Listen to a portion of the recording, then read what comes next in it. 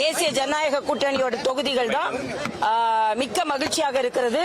எங்க கூட்டணியை பார்த்து அழுத்தம் கொடுக்கறாங்க, பலவீனமா இருக்காங்கன்னா சொல்லிக் கொண்டிருந்தாலும் நாங்க தான் பலமான கூட்டணி என்பதையும் வளமான கூட்டணி என்பதையும் நட்பு ரீதியான கூட்டணி என்பதையும் எந்த அழுத்தமும் கொடுக்காத கூட்டணி என்பதை நாங்கள் நிரூபிச்சிருக்கிறோம்.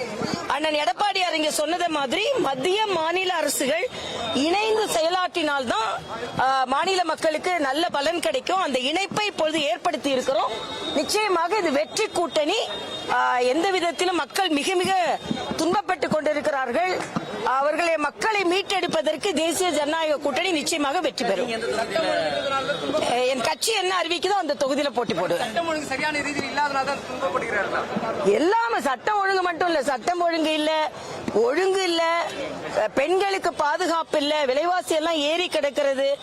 ஆனா ஒரு வியாபாரமா ஒரு விளம்பர அரசு மாத்திரம் நடந்து கொண்டிருக்கிறது. மக்கள் இதை கவனித்துக் கொண்டிருக்கிறார். 4 முனை போட்டி ஆயிடுச்சு. இப்போ இருவரும் 4 முனை போட்டிலாம் இல்ல, 2 முனை போட்டி தான். திமுக ஆட்சி இருக்க வேண்டும் என்பது அகற்றப்பட வேண்டும் என்ற கருத்து தான் மக்களிடம் நிலவுகிறது. கொள்கை ரீதியாக 2 முனை போட்டி தான்.